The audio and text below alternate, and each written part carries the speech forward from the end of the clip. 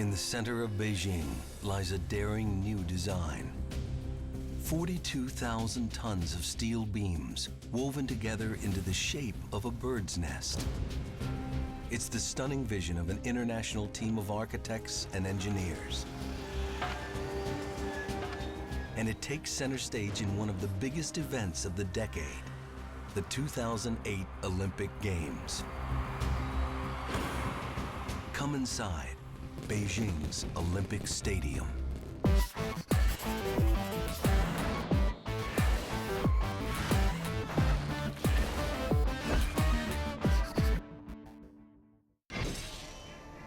It's early morning in China's capital, Beijing.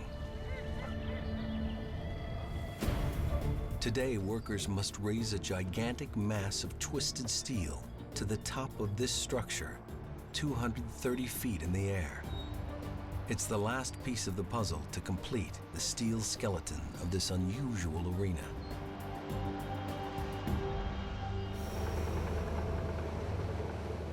Its steel roof is 1,050 feet long and 974 feet wide and covers a massive bowl that seats 91,000 spectators.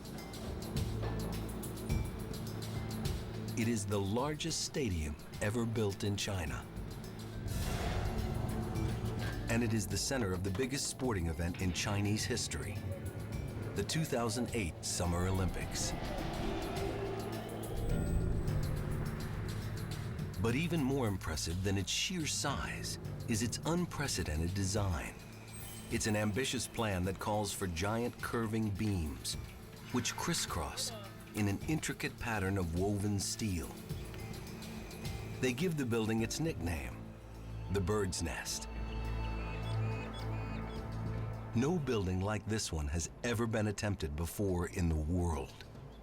As the design evolved, it was quite clear that it was going to be a major challenge to engineer it and to fabricate it and to assemble it. It is very, very complicated. This one, with its twists and turns and complications, is certainly one of the ones that's way out on the edge. First of its kind in China, first of its kind in the world. The steel structure of bird's nest is so huge. Maybe it is one of the biggest steel structure in the world. In the future, I will not see any other projects more difficult than this bird's nest. The Bird's Nest must have all the bells and whistles of any Olympic stadium. Giant screens, shops, and great views of the field. But it also faces some unique challenges. It sits right in the middle of a seismic region. So the fragile-looking design must be strong enough to withstand dangerous earthquakes. And it must be eco-friendly. In a city with massive air pollution, officials have mandated that this Olympics be the Green Olympics. To fit this green mandate, the steel roof is skinned with high-tech membranes, which let in sunlight to conserve energy, keep the noise in, and the rain and wind out. State-of-the-art systems conserve energy and water and regulate heat. The building's facade isn't enclosed, allowing natural ventilation.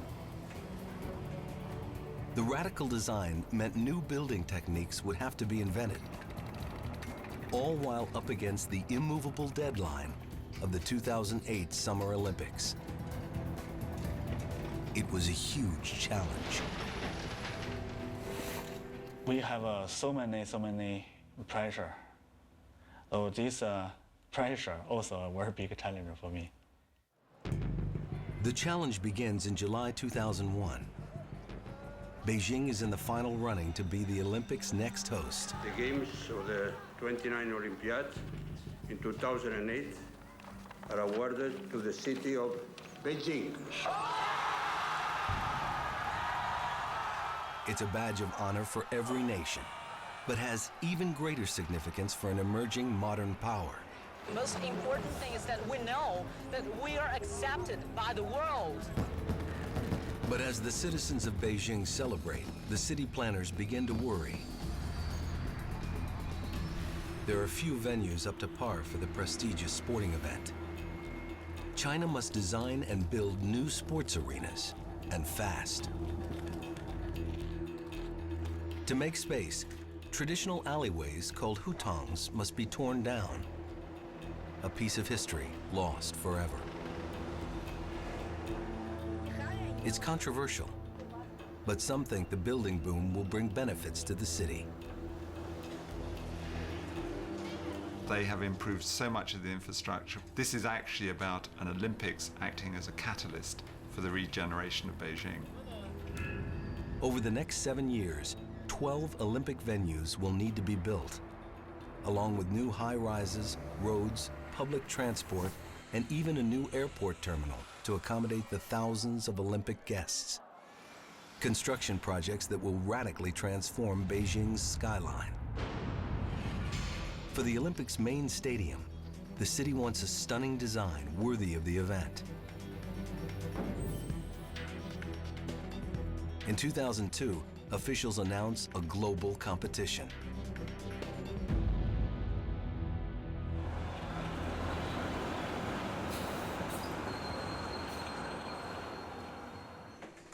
Among the dozens of entrants are Swiss architects Jacques Herzog and Herzog de Meuron. They're drawn to the challenge of working in Beijing. This was the opportunity for us to do a major building in Beijing, which was really public, really a new place. China's about to get back to where it once was, to become the most influential culture in the world. To be part of that energy is another amazing moment in our lives.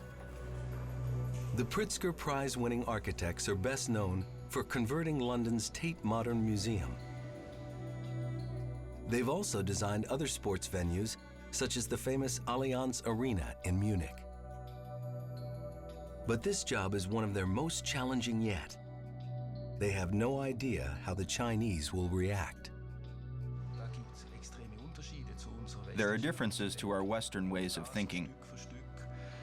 And to discover this step by step is a marvelous personal experience. And that brings you back to the Chinese way of doing things.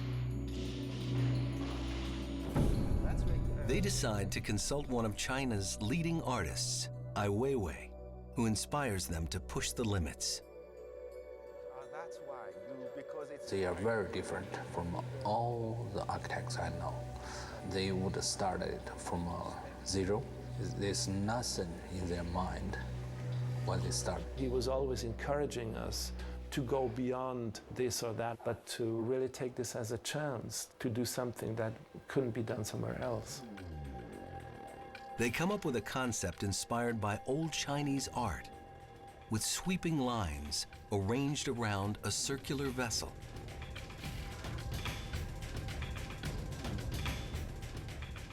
We were clear that we wanted something else, and it should be really an object for the people, but something which has more a character of like a big pot or a big vessel for people to go in. But though the inspiration is ancient, the team wants the building to be a contemporary icon and a public space for the people. A new place, like perhaps comparable to Paris, the Eiffel Tower, which was also made for an event, but then became an icon of the city. The idea was much more this idea of the membrane, of something which has a kind of inviting quality, the way people can go in and go out.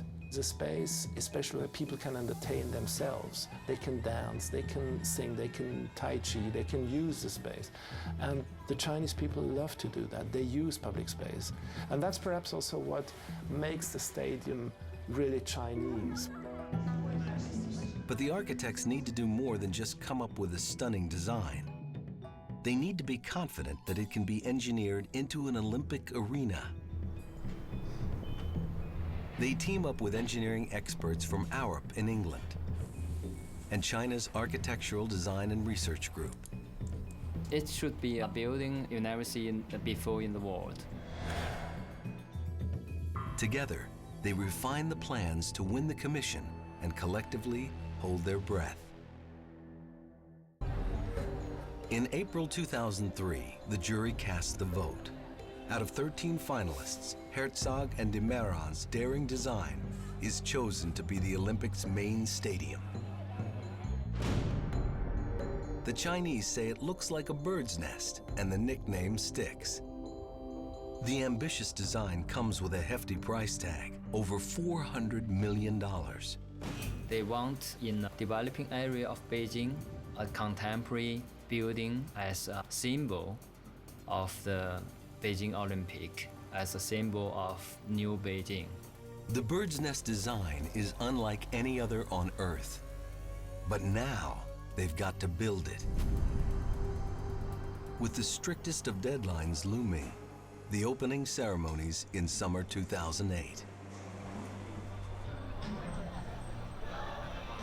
On December 24, 2003, construction on the Bird's Nest Stadium kicks off with the groundbreaking ceremony. And the countdown begins.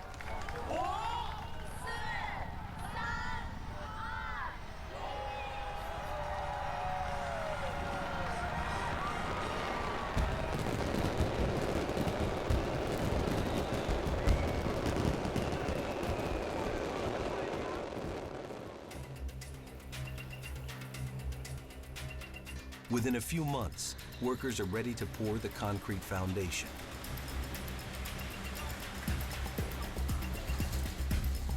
But right from the start, engineers need to confront one of the major challenges of building in Beijing. China is surrounded by some of the deadliest fault lines in the world, and the stadium must be earthquake-proof. In 1976, a magnitude 7.8 earthquake hit the city of Tanshan, not far from Beijing. It ravaged the city, killing 250,000 people. It was the deadliest earthquake of the 20th century.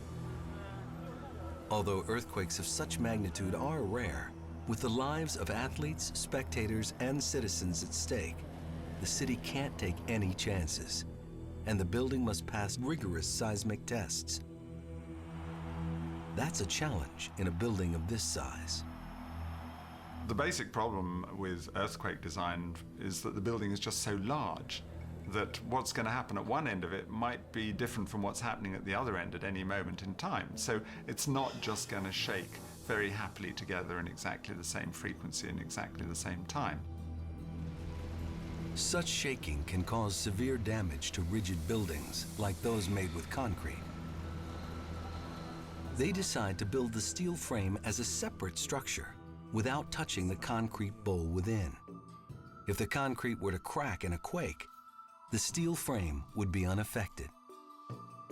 They also divide the bowl into 6 isolated sections that can move independently. And we'll have flexible zones between them, flexible joints between them, and there's quite a large gap between each of those sections. They can then move independently if there's an earthquake. So, for instance, one corner of the stadium would be able to wobble in one way, and the center and the section alongside might be able to move in another way. And by doing this, we can allow the building to absorb the energy of an earthquake without shaking itself to pieces. If an earthquake strikes, the shaking of the parts won't collapse the entire stadium. But working in an earthquake zone isn't the only challenge. Designers have to satisfy the strict guidelines of the Olympics. The stadium will need to have high-tech systems, giant screens, and world-class seating with great views of the field.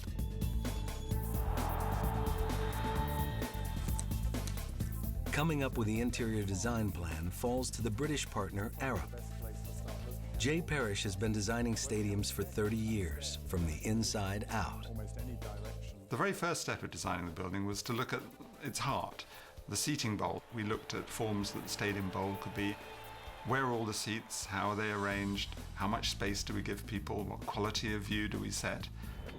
Using state-of-the-art technology, Parrish calculates the seating arrangements in the concrete bowl to make the most efficient use of materials and space, and above all, to ensure that spectators will enjoy watching the event.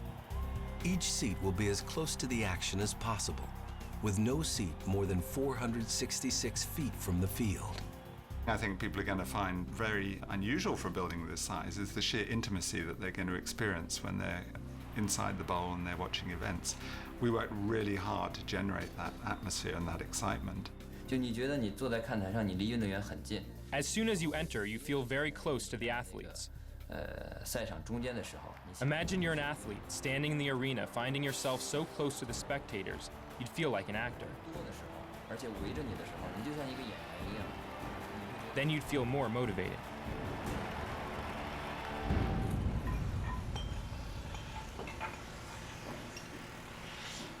With the design phase complete, the work on the concrete bowl can finally begin. By May 2004, construction is underway. But it doesn't get far before an unexpected catastrophe strikes. On May 23, 2004, at Paris's Charles de Gaulle Airport, the daring new Terminal 2E suddenly collapses with no warning, just 1 year after its opening. First, 2 cracks appear inside the terminal wall. Then, a piece of concrete falls off. Just minutes later, the ceiling crashes to the ground. It kills 4 travelers. By coincidence, 2 of them Chinese. The fatal collapse shocks the engineering profession, but it hits home even harder in Beijing. The terminal roof had a similar design to the bird's nest, without interior supports.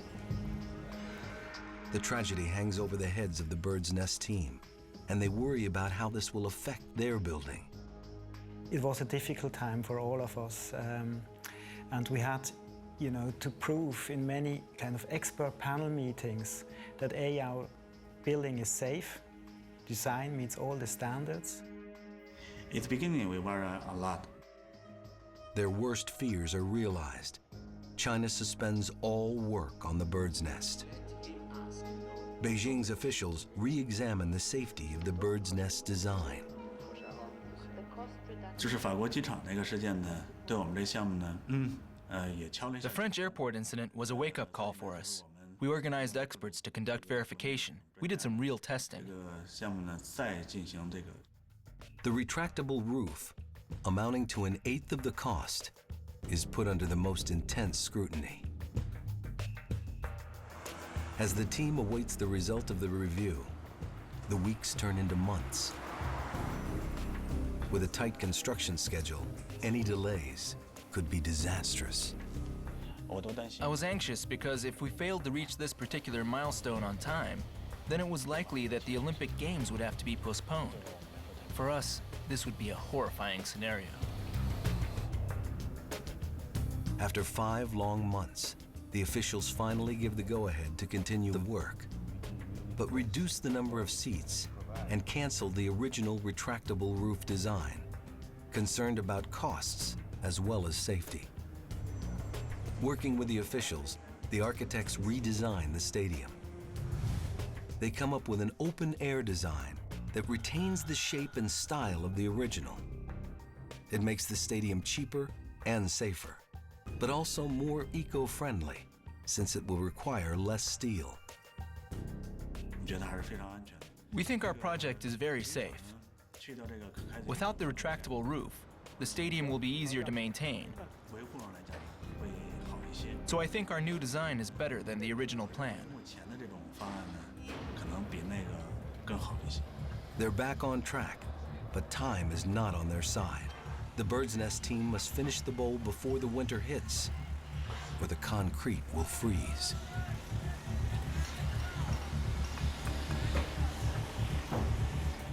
Henry Zhang of the National Stadium wastes no time and assembles thousands of workers. The construction accelerates. We put in 7,000 people working around the clock in 3 shifts a day. The crew must force the concrete to defy gravity. It needs to be pumped up from the bottom of the forms through reinforced steel beams which strengthen the concrete.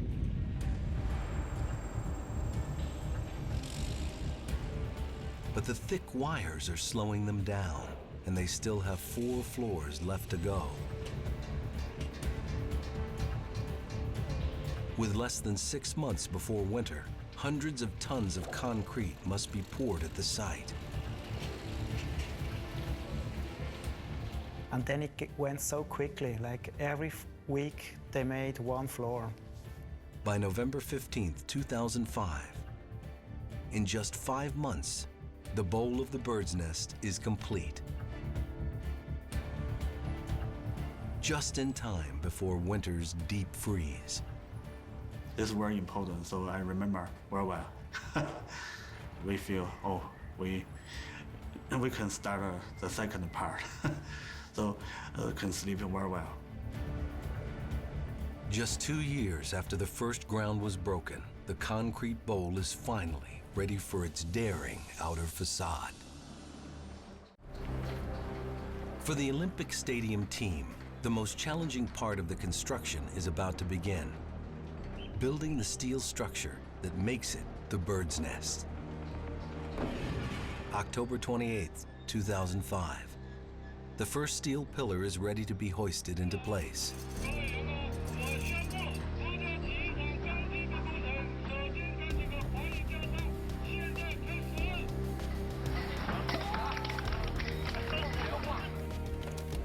Before the team could get to this point, engineers had to first solve a fundamental construction riddle: how to weave 42,000 tons of steel into the shape of a bird's nest. Arab Sports specializes in designing sports venues, but they've never made anything quite like this one. Right from the start, we were thinking, well, how do we build this? How do we create these elements? The architect's plan calls for massive beams that twist and turn around the 984-foot-wide stadium. It needs to look random to create the bird's nest illusion. But at the same time, the beams have to support each other and carry the heavy loads safely so that this artistic vision can stand on its own. The first set of beams is on the outside. 24 pillars in the form of trusses encircling the concrete bowl. They serve as the bones of the structure. Just like a human skeleton, this backbone keeps the building from falling down. But in the case of the bird's nest, the skeleton is on the outside and is also the building's facade. You can take as an example, you can take old cathedrals which are made out of stone. There, the outside, the inside, the structure, the space is one unit, so to speak. There is something of that echoed the National Stadium. It gives you a much more powerful idea of space. A second set of beams fills in the empty spaces between the beams in the first set, like the tendons in a human body that hold the bones of the skeleton together. They link all the beams to form a braided structure. It's like 24 people holding hands, 48 arms linked together. A third set of beams supports the stairways that connect the multiple levels and provides a frame for the roof membrane covering. When seen from the sky, the interlocking beams give the stadium its bird's nest illusion. It's a brilliant description. The impact that it has when you see it is one of very organized chaos. It's really rather delightful. But this revolutionary design places unusual demands on the beams. The beams must physically twist and curve as it wraps around the stadium. Before construction can begin, the team must make sure the steel is strong enough to bear the load, especially around the curved edges, where it has the most twist. They climb to the top of the building, and then they change direction. It's almost a right angle. And then they cross the stadium, and then curve back down again. That's over 984 feet from one end to the other, wrapped around with the same side up at all times. Once again, the team will have to try something new. Engineer a special steel, strong enough to handle the stress of the curves, yet flexible enough to withstand earthquakes. The Bird's Nest team revisits the seismic tests to refine their steel design. How strong the steel needs to be, how thick the plates, how big the welds.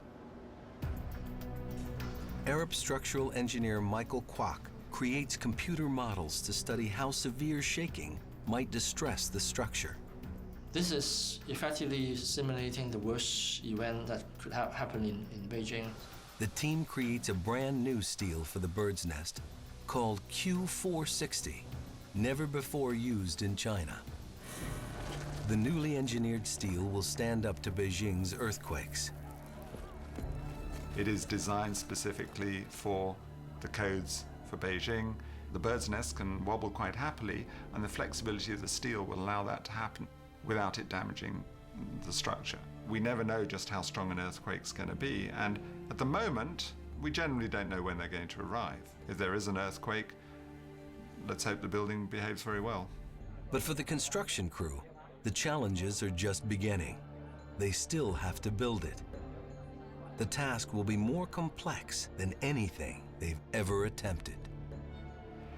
There are several thousand components to the bird's nest structure, of which only 2 are the same. All the others are different. We noticed there wasn't a single straight beam. We started to worry that if we couldn't give the real beams exactly the same curve as those in the models, what would the finished project look like? Creating the curved beams will require some ingenuity. The engineers come up with a box design to create the right aesthetic and to bear the heavy loads. 4 steel plates, 4 feet on a side, are bent into the required shape and welded together to form a twisted box section. It's actually like the world's biggest jigsaw. Well, they've been cut out to particular shapes, which are not simple rectangles. These puzzle pieces will be assembled to create the bird's nest. But first, the team must move them from distant factories in Shanghai to the bird's nest construction site. The trucks must cross 6 cities and 5 provinces.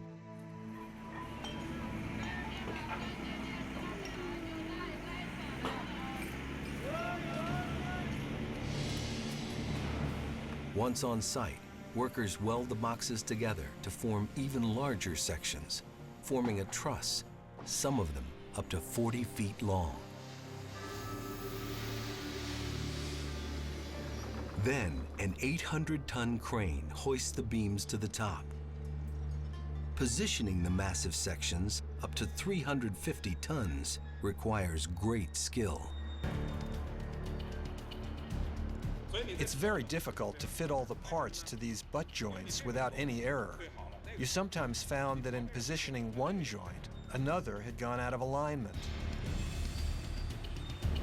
Finally, they will spend 2 or 3 days of welding the joints to secure them in place. An incredibly complex task, and you've got to remember that much of it is carried out 20, 30, 40 and more meters in the air as well.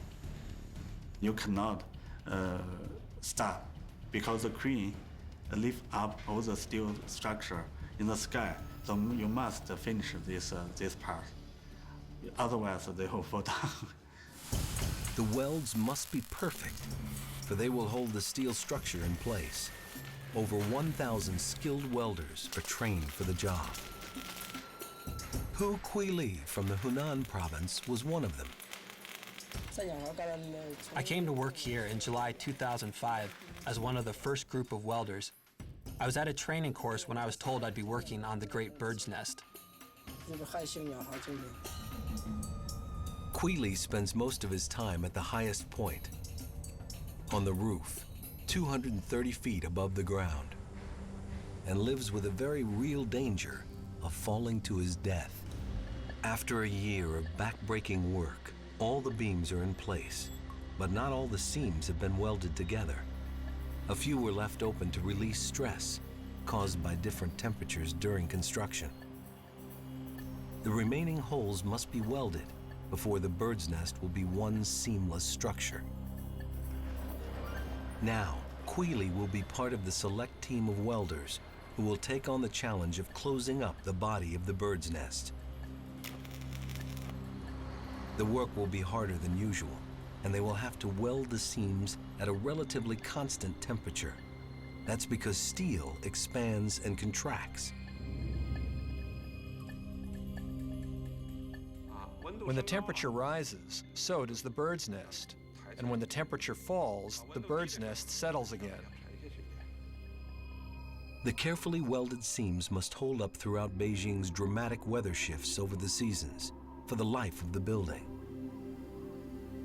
So the open seams in this massive structure must be welded at the midpoint on Beijing's temperature scale. In the heat of the summer, the welding must take place at night. And it must be welded at about the same temperature. Over 3 nights, the welders will have to work without a break. So they had to sleep and eat well beforehand. We had to work out a detailed schedule for the welding work. Otherwise, the welders wouldn't be able to rest and eat properly. August 26, 2006. At the stroke of midnight, more than 400 welders begin work on the night shift. The first night is a success, but on the second night, the team gets unexpected news. Weather forecasters predict a storm will roll in. If it hits Beijing, the carefully calculated plan will be compromised. The team stands on edge as experts monitor the storm.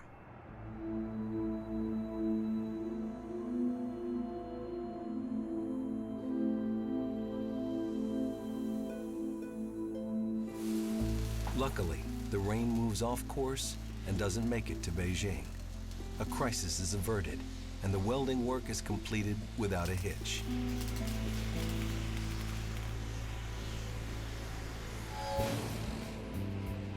On August 31st, welders finish closing the steel structure. Now the bird's nest can expand and contract, or breathe.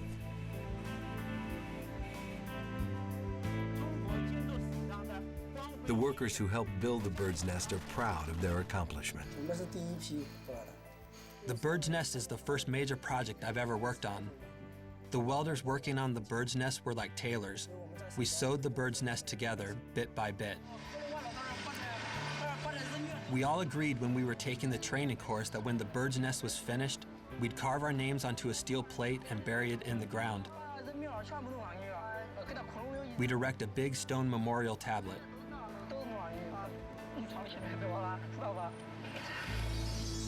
Just 10 months after the first beam was raised, the bird's nest steel structure is now won.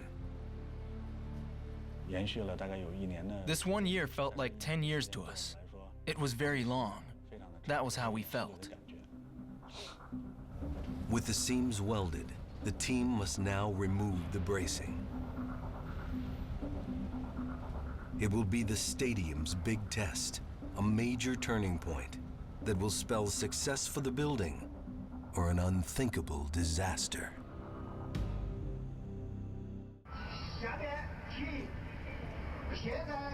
September 2006. After 3 years, the bird's nest team is about to face the greatest challenge of their careers, making the bird's nest stand on its own. Until now, the building has been on crutches. 78 support columns evenly spaced out around the stadium temporarily support its 42,000-ton mass of steel. Now, in a process called the unloading, the team must remove them before the steel structure will stand by itself. It will take 1 week. The operation is about to begin. This is a very decisive moment in the whole construction process. You know, the whole structure is standing up. And if the calculation of the engineers were correct in the end. This steel structure is the part we were most uncertain about, since there was no prior experience to learn from. So we were very worried. A lifting jack will lift each beam and temporarily bear the heavy load of up to 300 tons. When the supports are removed, the jacks will slowly descend. The main structure will sink into itself up to 12 inches. It's all part of the engineer's plan. Now, the team holds its breath for the result. If it sinks further, or any cracks appear in the steel, it's a signal there are serious problems in the design or construction. The operation is carefully choreographed, but the team is anxious. And they've got a big audience.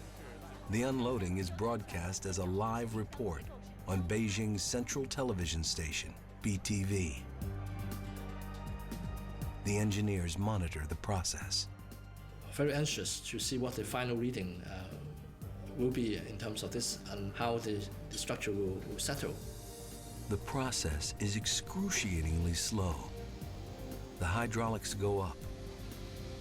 The supports are removed.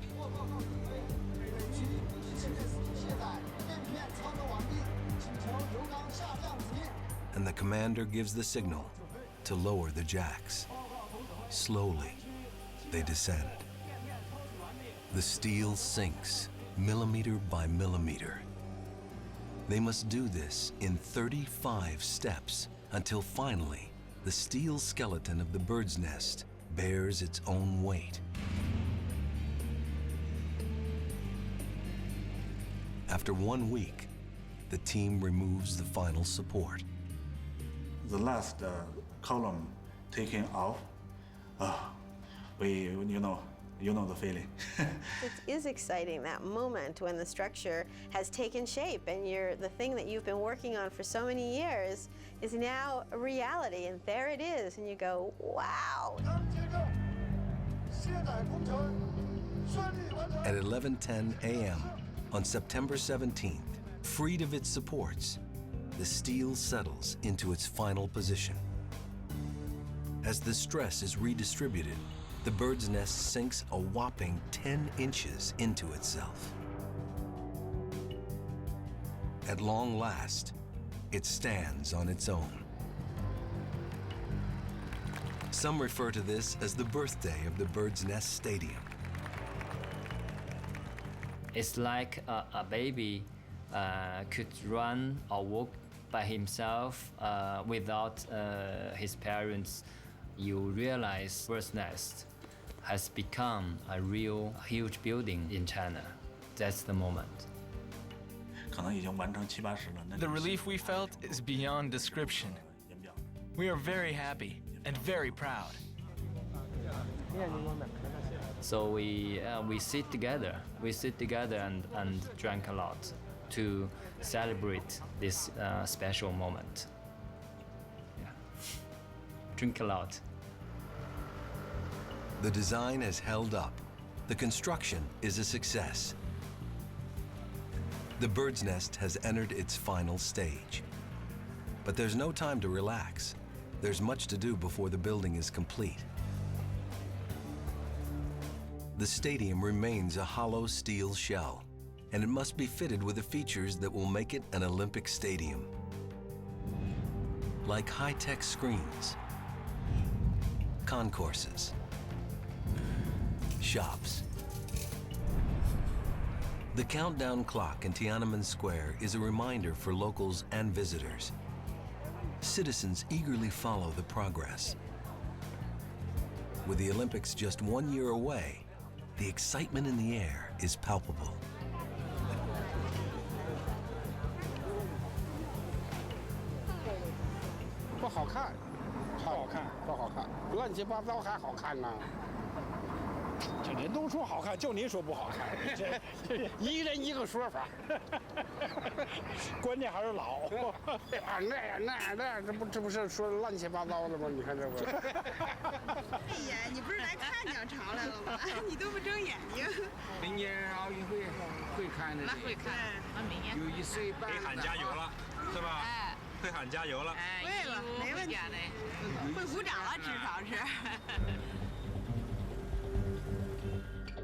During the last Olympic Games in Athens, construction was running behind schedule.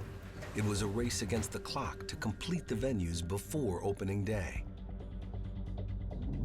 Beijing doesn't want to make the same mistake. Fall 2007. Beijing's National Stadium is in its final push to the finish line.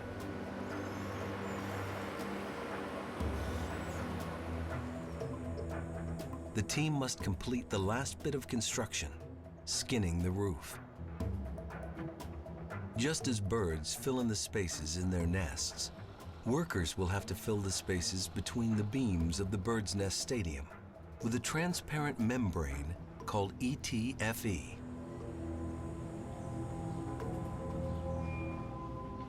For the workers doing the installing, it's challenging. The seemingly random pattern of beams creates spaces that are irregular, with lots of different shapes and sizes. And workers must fit them the old-fashioned way, by hand. They must be careful, as they could easily slide off the curved edges, and they can't be afraid of heights. This membrane provides rain and wind protection. It also saves energy. Sunshine filters through the roof to light the building. The construction is on track, but a bigger problem is on people's minds. The building boom is coming at a price. Over 100 new cars hit the road every day, and traffic is often at a standstill. Olympic officials are concerned about the air quality in Beijing and wonder how it might affect athletes' performances in an open arena. The city must do everything it can to combat the pollution, so Beijing spends $12 billion to move industrial polluters, plant hundreds of trees, and reroute traffic. With the world watching, Beijing's mandate for a green Olympics is put to the test. The Bird's Nest must also pass its real-world trials. From its network of green systems, like the geothermal heating and rainwater capture system to feed the grass on the field, to its state-of-the-art electronics to broadcast the action around the world, and the cutting-edge lighting system with different settings for different occasions. The architects and engineers must make sure each functions in sync and see the stadium systems come together. In April 2007, architects Herzog and de Meuron return once again to the Bird's Nest to check on its progress. Their vision now stands before them in steel and concrete. This is clearly my impression that this is so much more powerful and so much more elegant. The silver, the black, and this more brown Chinese red is fantastic. The sight of the real thing surprised them. I saw his astonishment when he set eyes on it.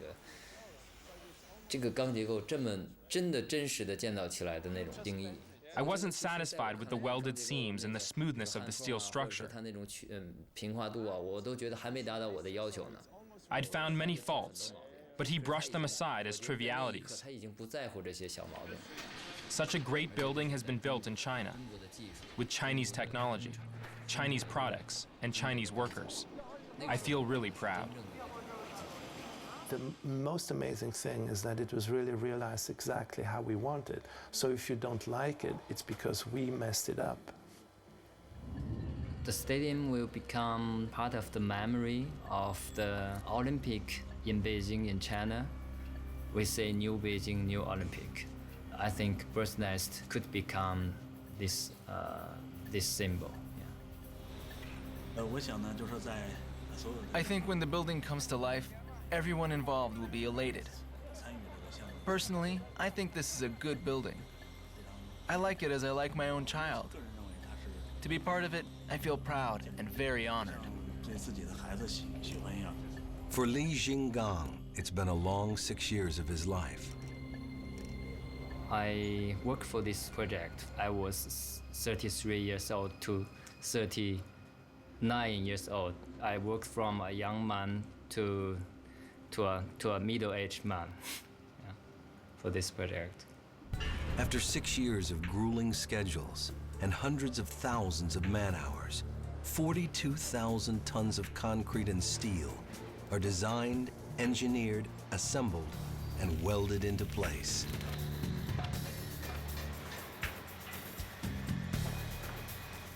The opening day, I think I will be inside the stadium together with all the people. Yeah, that will be an exciting night.